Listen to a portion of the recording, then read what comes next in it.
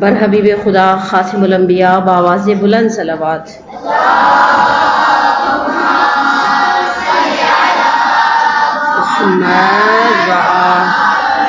محمد وعجل فرجهم۔ اعوذ باللہ السمیع العلیم من الشیطان اللعین الرجیم۔ بسم اللہ الرحمن الرحیم۔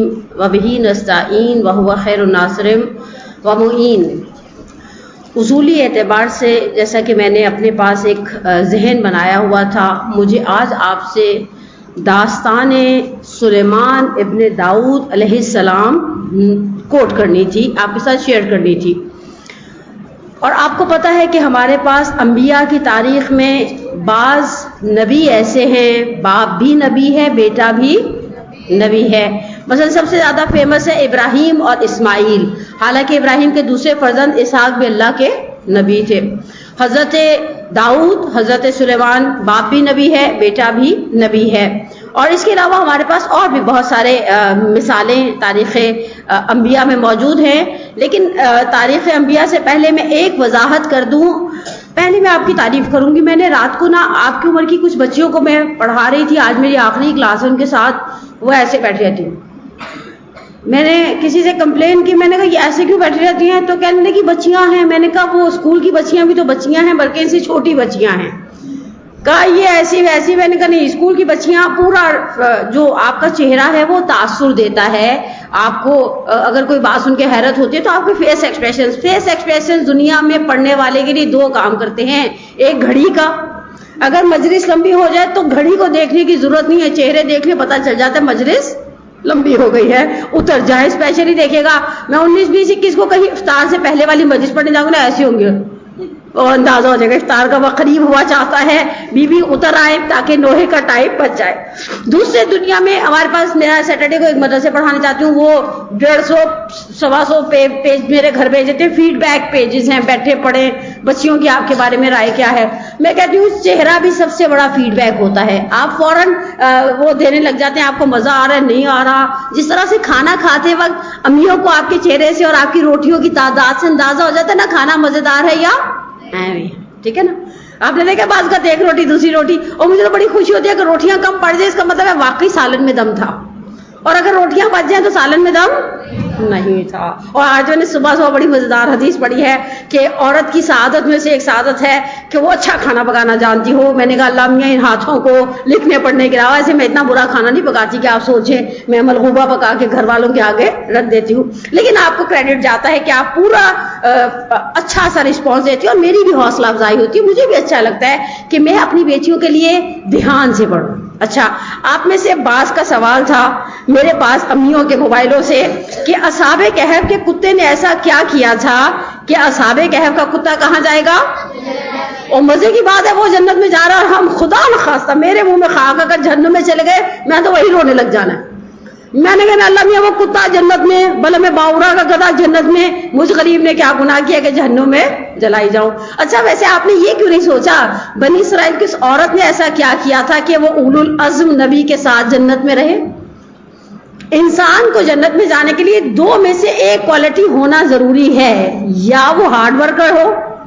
ہارڈ ورکر سمجھتے ہیں بعض لوگ ایسے ہیں جیسے ہی وہ شعبان شروع ہونا میسج آنے لگے نماز سلمان فارسی کیسے پڑھی جاتی ہے، جعفر طیار کیسے پڑھی جاتی ہے۔ میں خود بعض لوگوں کو جانتی ہوں اتنی لمبی لمبی نمازیں پڑھتے ہیں کہ میں کہتی ہوں سلام سلام سلام، بس اس دوران میں 2 دفعہ سو کے اٹھ جاتی ہوں، ان کی نماز ہو رہی ہوتی ہے، ٹھیک ہے۔ اچھا کچھ لوگ ہوتے ہیں نافلہ روزے بھی رکھتے ہیں، دے آر ہارڈ ورکر، روز 1 سپارہ بھی پڑھتے ہیں، دعائے افتتاح بھی پڑھتے ہیں، دے آر ہارڈ ورکر۔ یہ بڑے کنفرم انشاءاللہ اللہ نے چاہا میں 7 بن معاذ کی امی کی طرح سٹیٹمنٹ نہیں دے رہی، لیکن میں توقع کرتی ہوں کہ یہ لوگ انشاءاللہ جنت میں جائیں گے کیونکہ بڑی عبادتیں کرتے ہیں۔ اچھا کچھ لوگ سمارٹ ورکر ہوتے ہیں۔ سمارٹ ورکر کیسے ہوتے ہیں؟ تھوڑا کام کرتے ہیں زیادہ اجر حاصل کر لیتے ہیں، وہ اپنی سمارٹنیس کی وجہ سے جنت میں جائیں گے۔ اس عورت نے بنی اسرائیل کے یوزا نے تو ایسا کچھ نہیں کیا تھا کہ وہ اولو العزم انبیاء کی جنت میں رہے، لیکن وہ تھی اسمارٹ، اور رسول خدا چاہتے ہم ویسے اسمارٹ ہو جائیں۔ اچھا پھر تیسری چیز آپ سوچئے، مولا کائنات علی ابن ابی طالب علیہ السلام صلی علی محمد अज्जिल फरजम। अमीर मोमिनीन ने एक आदमी को देखा जो बड़ी लंबी चौड़ी दुआएं मांग रहा था, खुदाया जन्नत के बाग दे दे, जन्नत के पता नहीं महल दे दे, जन्नत में ऐसी नहरें दे दे, जन्नत में ऐसे बाग दे दे, जन्नत में ऐसी हूरें दे दे। मौला ने कहा है बरादर ईमानी रुको। वो रुक गया। मौला ने उससे कहा जो लंबी दुआ सुनता है वो छोटी दुआ भी सुनता है। और ऑलमोस्ट हमारे पास बहुत सारी ऐसी दुआएं हैं, मसलन ज़ियारत जामे कबीरा है जिसको पढ़ने में तकरीबन 30 मिनट तो लगे ही लगे, और एक जामे कबीरा सगीरा है, छोटी सी है, 8 मिनट में खत्म हो जाती है। अब बहरहाल इंसान बाजुकात जन्नत में अपनी मेहनत की वजह से जाता है, बाजुकात वो स्मार्ट है और स्मार्ट होना उसकी किस्मत है। मैं आपको एक दूसरी मिसाल देती हूँ और कुरान का एक पैगाम भी दूंगी, और थोड़ा सा मैं आज जनाब फातिमा बिन्त असद के हवाले से आपके साथ कुछ चीजें शेयर करूंगी। आपने कुरान की सूरह बकरा की आयत नंबर 177 का लास्ट हिस्सा, आखिरी हिस्सा, परवरदिगार आलम फरमाते हैं कूनू मअस सादिकीन, सच्चों के साथ हो जाओ। आपको पता है हमारा इस दुनिया में अच्छे लोगों के साथ उठना बैठना अ ब्लेसिंग ऑफ अल्लाह। मरने के बाद मेरा किसी अच्छी जगह पर दफन हो जाना वो तो बिल्कुल ही बल्ले बल्ले हो जाएगा। और रसूल खुदा की रिवायत भी है अपने मुर्दों को अच्छे पड़ोसी दो। साहबा ने कहा या रसूलल्लाह ये अच्छे पड़ोसी से क्या ताल्लुक है? भाई दुनिया में मैं और आप रहते हैं, हमारे अड़ोस पड़ोस में 3 तरह के पड़ोसी हैं। या तो ऐसे पड़ोसी हैं जिनका हमें फायदा ही फायदा है और इफ्तारी में वो गरम गरम समोसे अपने घर से भेज देते हैं और हम खुश हो जाते हैं आज हमें तल्ला नहीं पड़ेगा। बाज बुरे पड़ोसी होते हैं, वो हर वक्त कचरा बाहर रख देते हैं लॉबी में, बिल्ली डस्टबिन उल्टा देती है, आपके घर में स्मेल फैल जाती है, घर से आपके घर का कोई मैस बाहर नहीं जाता। बाज न्यूट्रल होते हैं, ना 3 में ना 13 में, वो अपने घर में सुखी हम अपने घर में सुखी। अच्छा पड़ोसी दुनिया में आपको फायदा पहुंचाता है या नहीं पहुंचाता?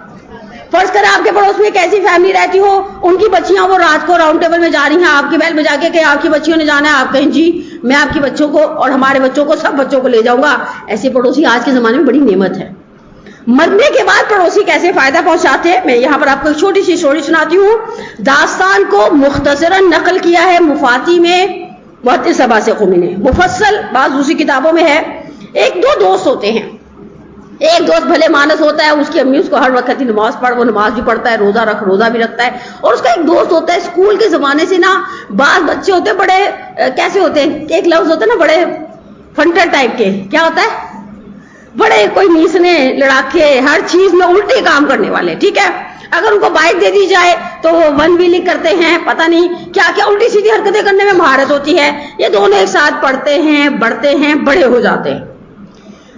ये आदमी जो शुरू से नेक होता है, इसके मीजान कहती है अच्छे काम करने हैं, बुरे काम नहीं करने, गुनाह से पैसा नहीं कमाना, वो जो है वो कस्टम में लग जाता है। अच्छा, कस्टम में हर शख्स जो बेचारा लगा हुआ है वो हराम पैसा नहीं खाता। बाद लोग बैंक के बारे में सोचे, बैंक में नौकरी करता है लड़की नहीं देंगे। अरे बैंक की हर नौकरी हराम नहीं है, मसले बताए करने नहीं है, आधी बात सुनी है मौलवियों से और उसे फैलाते रहना है। औरतें बैठ के खुरासान में मस्जिद के बाद नमाज के बाद यही काम करती है, और खुरासान क्या हर इमाम बारगाह में यही काम करती है। अब ये बेचारा कस्टम में था, अलबत्ता ये वो कस्टम में था जिसको कस्टम के सारे बेनिफिट्स मिलते थे। समझती हैं आप कस्टम में कितना बेनिफिट मिलता है? कुछ टेबल के नीचे से आता है, कुछ टेबल के, यानी रिश्वत भी आती है। अलबत्ता रिश्वत सिर्फ वही रिश्वत हराम है जो जज को दी जाए फैसला सुनाने से पहले। बाकी ये जो कभी कभी हम ट्रैफिक में हमारी गाड़ी उठा ली जाती है और हम जाकर 500-1000 रुपया लेकर अपनी गाड़ी वापस ले लेते हैं। पासपोर्ट ऑफिस में 200 रुपया कोई नहीं लेता, तो आप मिनिमम मेरा ख्याल है 500-1000 रुपये बात होती होगी। ये जो हम करते हैं ये हराम नहीं है। ठीक है, फिक़ही एतबार से जो हराम रिश्वत है वो है जो जज को दी जाए डिसीजन से पहले। अब ये रिश्वत लेता था, खुला खाता पीता था। एक दिन मजे की बात हुई, जो कस्टम ऑफिसर था ये मर गया। इसके दोस्त को पता चला, जनाजे में शरीक होते हैं, अच्छे लोग जनाजों में जाते हैं, कब्रिस्तान तक जाते हैं। उसके बाद ये दोस्त जो है कुछ अरसे के बाद इसका कब्रिस्तान से गुजर हुआ और ये वहां पर गया, उसके कब्र के सराहने बैठ के थोड़ा सा कहा ये बेचारा तो बड़ा गुनाहगार था, जवानी में नमाज रोजा भी इसका सही नहीं था, ढंग की हरकतें नहीं थी, चलो अल्लाह मियां तो इसको माफ फरमा। इसके दिल में ख्याल आया कि कैसा होगा, इसके ऊपर कब्र में क्या गुजर रही होगी। ये वहां बैठे बैठे दुआएं पढ़ रहा था कि अल्लाह में मुझे बता दे। होता है कभी कभी आप खुदा से कहते हो मुझे दिखा, जैसे हज़रत मूसा की दुआ भी है कुरान में, रब्बे अरिनिल अशिया कमा हिया, जैसी चीजें हैं वैसे मुझे दिखा।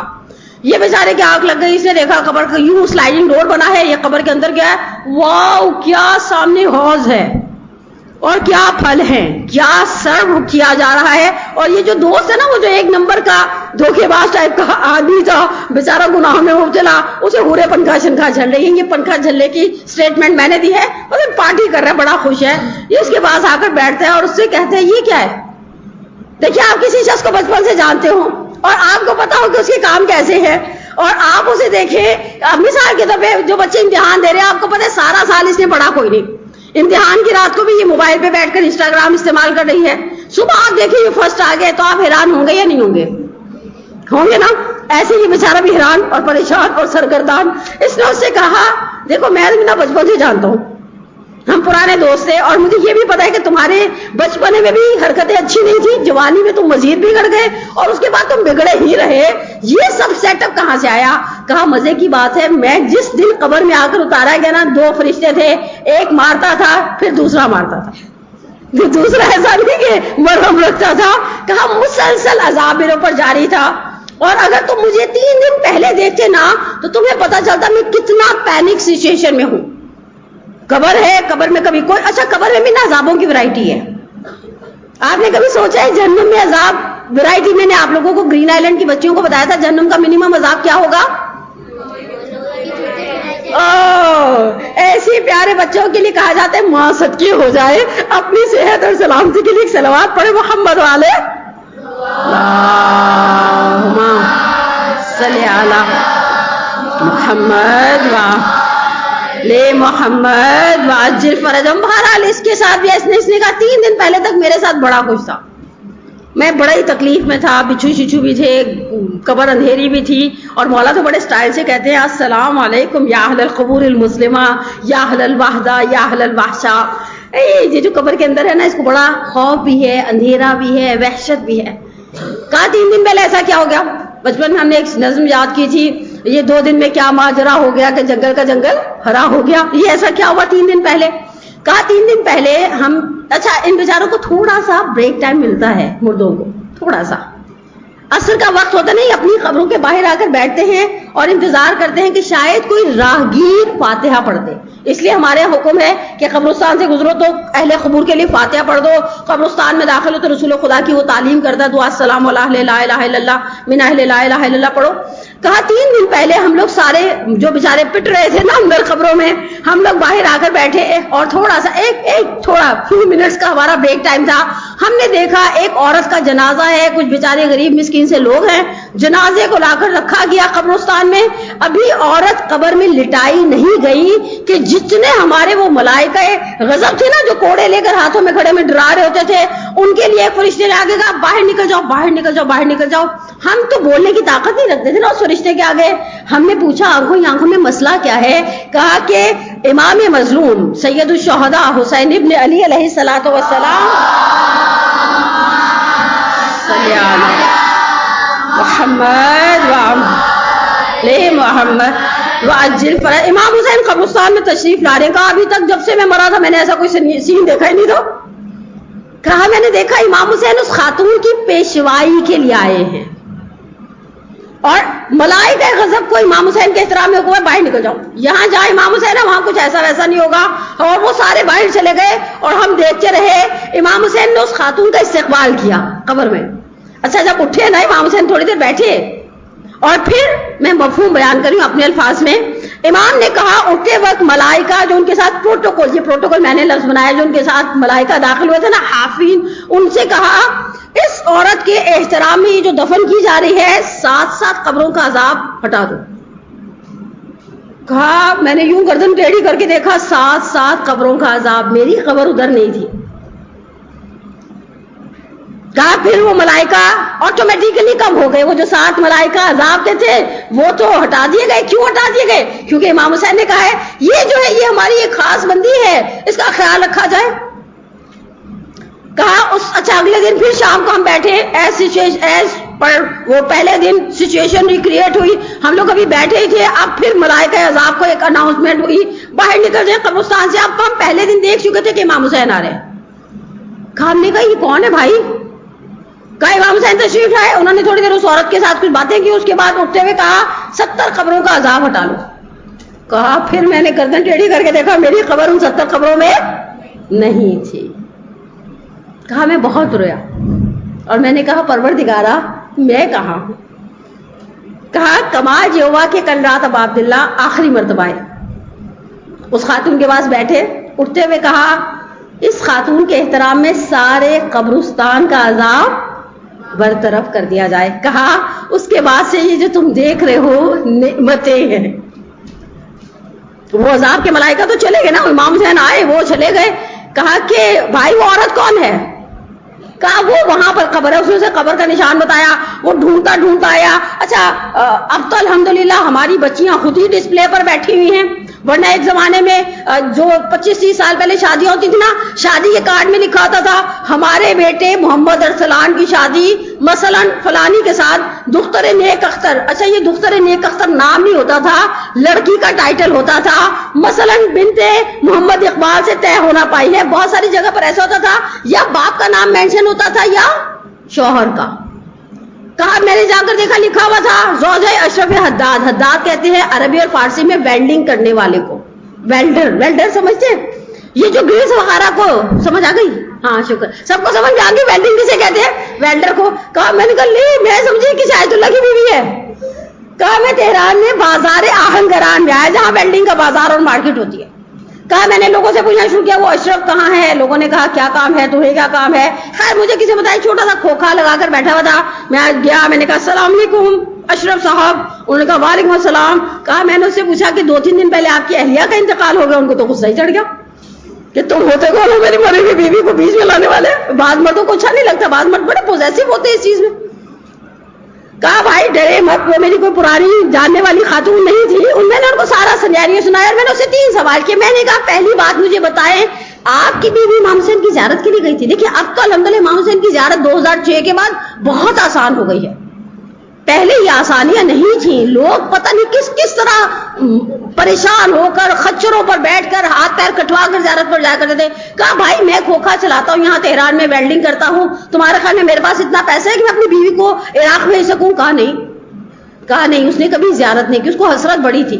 کہا اچھا پھر ذاکرہ اہل بیت ہوں گی, امام حسین کی خاص عنایت ہے ذکر کرنے والوں پر؟ کہا نہیں بیچاری پڑھی لکھی بھی نہیں تھی. کہا بھائی کرتی کیا تھی؟ کہا تھوڑا بہت جانتی تھی, جیسے ہوتا نا پرانے زمانے میں جو بیچاری فیملیز باز نہیں پڑھا سکتے تھے بیٹیوں کو, قرآن پڑھا دیتے تھے, ناظرہ پڑھا دیتے تھے. کہتی کرتی کیا تھی؟ کہا دن کا آغاز ابا عبداللہ کی زیارت کے ساتھ, ہر روز زیارت وارثہ, آپ بھی اسکول میں پڑھتے ہیں, ہر روز زیارت وارثہ پڑھا کرتی تھی. اب میرا آپ سے سوال ہے, ایک ہر روز زیارت وارثہ پڑھنے والی خاتون کو بینیفٹ ملا, سمجھ میں آتا ہے, آپ بھی پڑھتے ہیں الحمدللہ, وہ بھی پڑھتی تھی الحمدللہ. مسئلہ کیا ہے, بینیفٹ ایک جگہ پر ٹھہرا نہیں رہتا. بینیفٹ دنیا کے معاملات میں سپریڈ ہوتا ہے. مجھے یاد ہے بچپن میں لاہور میں ایک جگہ رہا کرتے تھے, ہمارے ایک گھر چھوڑ کے ایک گھر میں انکل تھے, وہ وابڈا میں کسی اچھی پوسٹ پر تھے. پورے لاہور کی لائٹ جاتی تھی, ہماری نہیں جاتی تھی. یوسف رضا گیلانی جس زمانے میں پرائم منسٹر بنا, ملتان میں جس جگہ پہ اس کا گھر تھا, فیملی گھر تھا, ہوم ٹاؤن تھا اس کا, وہ پوری سڑکیں بنا دی گئی.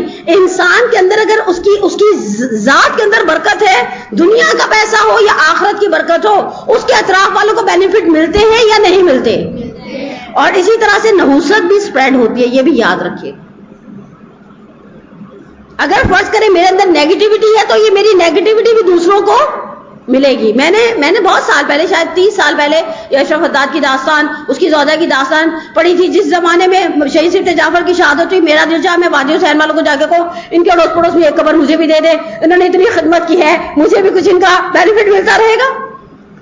تو دنیا میں آپ اچھوں کے ساتھ رہیں, آپ کو اچھوں کی بینیفٹس ملیں گے. آپ آخرت میں اچھوں کے ساتھ رہیں, آپ کو اچھوں کے بینیفٹس, اور آپ بروں کے ساتھ رہیں. مثلا آپ کی ایک سہیلی ایسی ہو جو بالکل حجاب نہیں کرتی, اصلاً خدا نخواستہ ایسی دوست ہو جو روزے نہیں رکھتی, اللہ نہ کرے نماز نہیں پڑھتی, مطمئن رہیں کچھ عرصے میں آپ کے اندر اس کے اثرات آئیں گے. اور اس کے برعکس آپ ایسی اچھی سہیلی رکھ لیں جو خود بھی اہل عبادت ہو. ہم دیتے بھی ہیں وائفز اور لیتے بھی ہیں.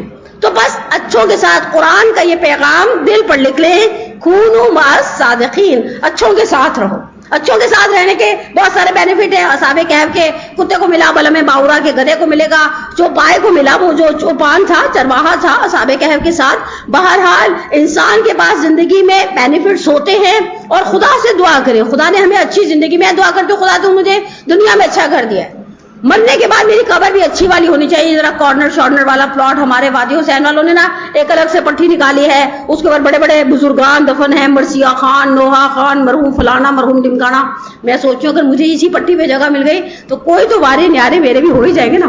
بالآخر انسان سوچتا ہے ایک عالم کسی قبرستان سے گزر جائے، نہیں بیٹھا، یاسین نہیں پڑھی، سورہ ملک نہیں پڑھی، کچھ نہیں پڑھا، کوئی بڑی علماء کو کہنا تو نہیں چاہیے لیکن ذرا یہ والے عالم ہڈرام تھے، ٹھیک ہے، اس کا محض اس جگہ سے جا کر گزر جانا 40 دن کے لیے خدا حکم دیتا ہے اس مقبرے کا عذاب ہٹا لیا جائے. تو بینیفٹس ہیں. اور بہرحال میں نے کہا تھا میں تبرکن سلیمان علیہ السلام کو میں کل آپ کے ساتھ شیئر کروں گی زندہ رہی تو، لیکن کچھ جملے جناب فاطمہ بنت اسد کے لیے. جناب فاطمہ بنت اسد آپ سب کو پتا ہے یہ کس کی امی جان تھی؟ شکر، کتنے اچھے بچے ہیں، نیک بچے ہیں، پیارے بچے ہیں. پروردگار آپ سب کے ایسے ہی روشن ستارے رکھے. یہ پہلی بنو ہاشمی بیٹی بھی ہیں. یہ جناب عبد المطلب کے چھوٹے بھائی اسد کی بیٹی تھی.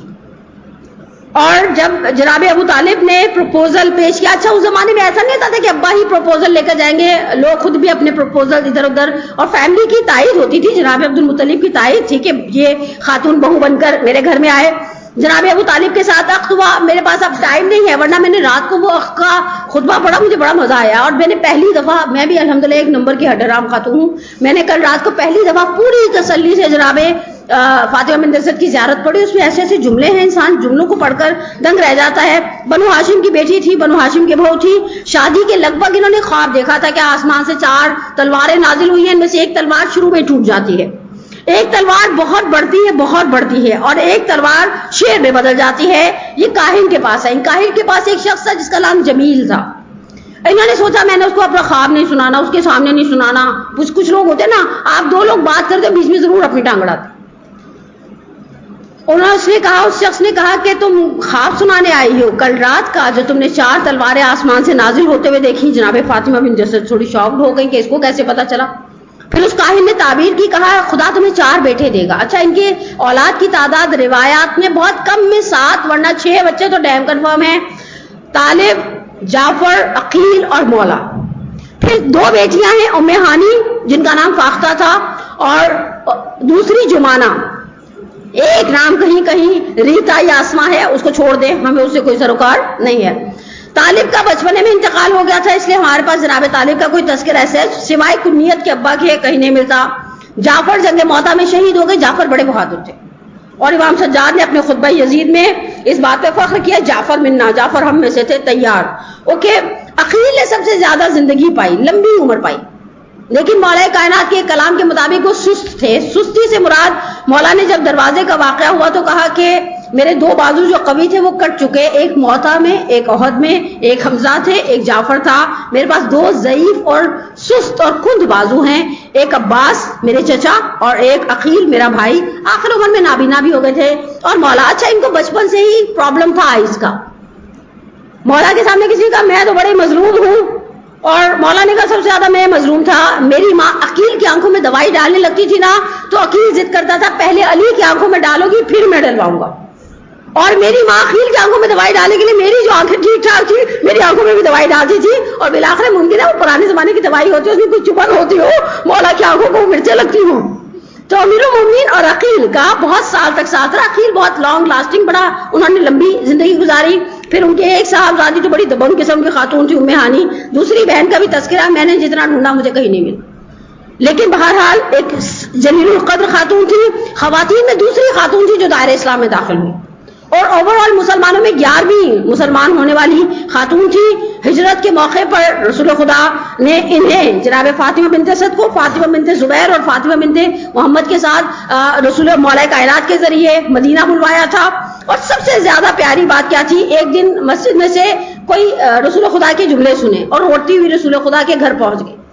کہا تم نے مسجد میں کہا کہ ہم جس طرح سے نیکڈ دنیا میں آتے ہیں ویسے ہی اٹھائے جائیں گے؟ کہا ہاں. کہا مجھے تو بہت سوچ کے ہی حیا آتی ہے کہ میں اس طرح سے اٹھائی جاؤں گی قبر سے. اور وہ اس بات پہ اتنی خوفزدہ تھی کہ انہوں نے رسول خدا سے عہد و پیمان کیا تھے کہ میں مر جاؤں گی تو بس تم نے مجھے ایسا کچھ کرنا ہے کہ میں اس طرح سے نہ اٹھائی جاؤں. تو رسول خدا نے اپنا پیراہن، وہ جو عرب لمبا سا پہنتے تھے، وہ انہیں کفن کے طور پر دیا تھا. رسول خدا خود قبر میں اترے تھے، قبر سے مخاطب ہو کر زمین سے کہا تھا میری ماں تمہارے پاس آ رہی ہے، اس کا خیال رکھنا. اور ان الفاظ میں مولا کائنات کو کونڈولنس پیش کیا تھا، تعزیت دی تھی کہ صرف تمہاری ماں نہیں جو دنیا سے گئی، وہ میری ماں بھی تھی. ام الائمہ ہیں، ام امیر المومنین ہیں، بہت بہادر خاتون تھی. اور بہرحال جلالت کے لیے اتنا ہی کافی ہے کہ خدا نے ان کی وہاں پذیرائی کی. جناب فاطمہ بنت اسد کے اشعار ہیں، شاعرہ تھی. بنو ہاشم نہ انگلیوں کی نوکوں پر ہمیشہ شعر رکھتے تھے. میں کبھی کبھی بنو ہاشم کا مزاج پڑھتی ہوں نا، ان کی عورتیں جنازوں میں شعر کہتی تھی، ان کے مرد جنازوں میں شعر کہتے تھے. ہم بیچارے سوچ سمجھ کے بھی شعر کہنا چاہیں تو شعر کی صلاحیت آپ میں سے کسی کے پاس ہے؟ مجھے بھی نہیں ہے. میری کل وہ ایک جونیئر سینئر کلاس والی ایک خاتون بتاتی وہ شعر کہتی ہے. میں نے کہا بڑی بات ہے، آپ لوگوں سے کوئی شعر کہتا ہے؟ نہیں، میں بھی نہیں کہتی. اور مجھے جان ایلیا ٹائپ کے شاعر پسند بھی نہیں، ہر وقت منحوس باتیں کرتے. اچھے شاعر پسند ہیں، ڈیزائنر برانڈڈ قسم کے شاعر، جیسے سید رضی.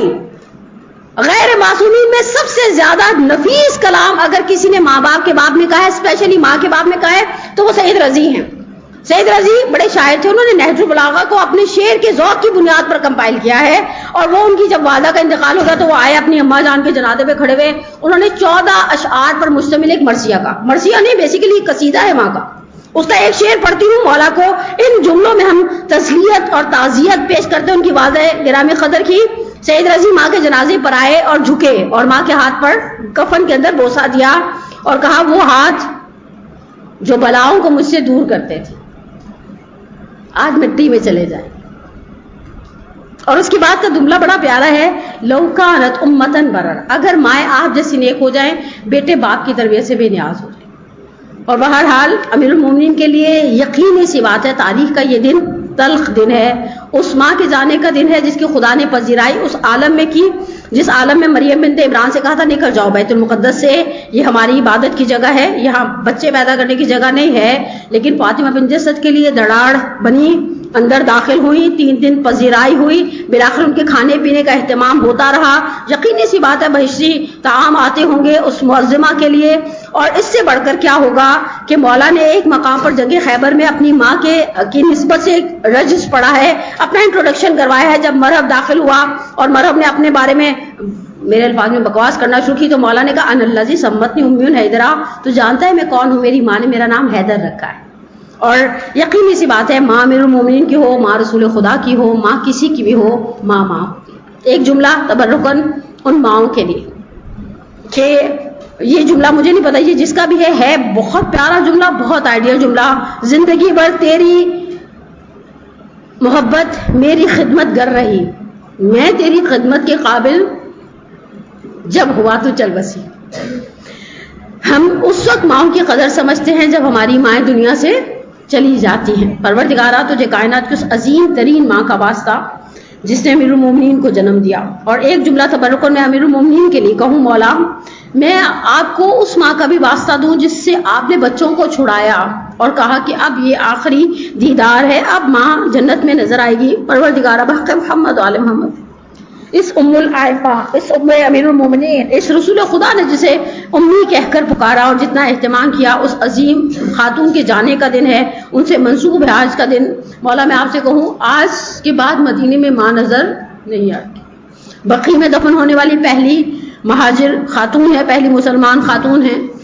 مولا آپ تو بڑے خوش نصیب ہیں، دن کے اجالے میں اگر آپ جا کر جو 4 ائمہ بقیع سے آگے قبر ہے وہ فاطمہ بنت پیغمبر کی نہیں، وہ فاطمہ بنت اسد کی قبر ہے. آپ بڑے آرام سے جاتے ہوں گے. یقینی سی بات ہے قبر مادر پر بیٹھتے ہوں گے. ماؤں کی قبروں پر بیٹھنا بھی ایک شرف ہے. اور آپ راز و نیاز کرتے ہوں گے مجھے ایک سلام اپنی بیٹی کو دینے دیں جو اپنی ماں کی قبر پر دن کے اجالے میں جانے سے قاصر ہے. اور اگر آپ سے خواہش بھی کرے کہ میں قبر مادر پر جانا چاہتی ہوں تو آپ بھی زینب سے کہتے ہوں گے رکو، رات کا سناٹا اور اندھیرا ہو جائے. اور بہرحال ہمارا درود و سلام ان تمام ماؤں پر جنہوں نے ہمیں آل محمد کے دروازے سے آشنا کیا، جن کے جملے مختلف اندازوں میں کل میں رات نے کلاس میں اشارہ کری تھی. ہماری ماؤں کا ایک اچھا مزاج، پچھلی جنریشن کا بڑا اچھا مزاج تھا مناجات پڑھنے کا. ہر ماں کے اپنے خاص امیوں کے اپنی پٹاری کے اندر ہوتی تھی. کسی نے کہا, ان کی والدہ پڑھتی تھی, میری کشتی پار لگا دینا اے مولا علی شیر خدا. میں نے کہا واقعی مناجات کا باب ہمارے لیے ہماری ماں نے کھولا, اہل بیت سے محبت کا باب ہماری ماں نے ہمارے لیے کھولا. اور بہرحال خود بہت ساری سختیاں صحیح, ہم تک ان تکلیفوں کو آنے نہیں دیا. پروردگارہ بحق فاطمہ و ابیہا و بعلیہا و بنیہا و سر المستودع فیہا ان تصلی علی محمد و آل محمد. پروردگارہ ہمارے پاس سب سے بڑی ایک حاجت ہے, ہمارے ولی کے ظہور میں تعجیل فرما, ہمارے گناہ کبیرہ و صغیرہ کو معاف فرما. پروردگارہ وہ اشرف حداد جیسی کی بیوی جیسی قبر اس انکل جی کو نصیب, ان کی دن پھر گئے. ہمیں الحمدللہ دنیا میں اچھے پڑوسی اور آخرت میں اچھے پڑوسیوں کی نعمت سے مالا مال فرما. پروردگارہ بحق محمد و آل محمد ہمارے بچے, ہماری بچیاں, ہمارے بہنیں, ہمارے بیٹے جو امتحان دے رہے ہیں, دیتے رہتے ہیں, انہیں دنیا اور آخرت کے ہر امتحان میں سنہری کامیابی عنایت فرما. اس ماہ مبارک رمضان کو ہماری زندگی کا آخری ماہ مبارک رمضان قرار نہ دینا. پروردگارہ جن کی مائیں زندہ ہیں انہیں قدر کرنے کی توفیق عطا فرما, اور جن کی دنیا سے چلی گئی ان کے کبیرہ صغیرہ گناہوں کو معاف فرما. پروردگارہ وہ سختیاں جو انہوں نے ہماری تربیت میں صحیح یقیناً صحیح ہوں گی, انہیں ان کے کبیرہ صغیرہ گناہوں کا کفارہ قرار دے. پروردگارہ اور آخری دعا ساروں نے بڑے پیار سے کری, اللہ میاں جو نیک لوگ ہیں نا, جو ہارڈ ورکر ہیں, اور کچھ میرے جیسے ہوتے ہیں جو کہتے ہیں اللہ میاں ان کے اجر سے مجھے بھی دے دے, تو دینے والا ہے, تو نے اس عورت کو بھی تو دیا نا, ہمیں بھی دے گا انشاءاللہ. جو اجر ثواب اس ماہ مبارک میں عبادت گزاروں کے لیے ہمارا اس اجر میں حصہ قرار دے, اور ہم سب کا خاتمہ بالایمان فرما. اب اپنی دعاؤں کی قبولیت کے لیے اور ایک یہ کہ آپ کو روزہ نہ لگے, ٹھیک ہے. اور میں نے اس دن صحابہ کہف کی نیند کا پڑھا, میں نے کہا اللہ میاں ایسی ہی نیند مجھے بھی عنایت فرما کہ میں سوئی رہوں, کوئی بیلیں بجاتا رہے, مجھے خبر نہ ہو. ایسا نہیں ہے, ایسا نہیں ہے. سب سے پہلے میری آنکھ کھلتی ہے, یہ پرابلم ہم سب کا ہے, خواتین کا میجورٹی کا ہے. لیکن پروردگارہ بحق محمد و آل محمد دنیا اور آخرت کے خیر سے مالا مال فرما. ایک صلوات پڑھے محمد و آل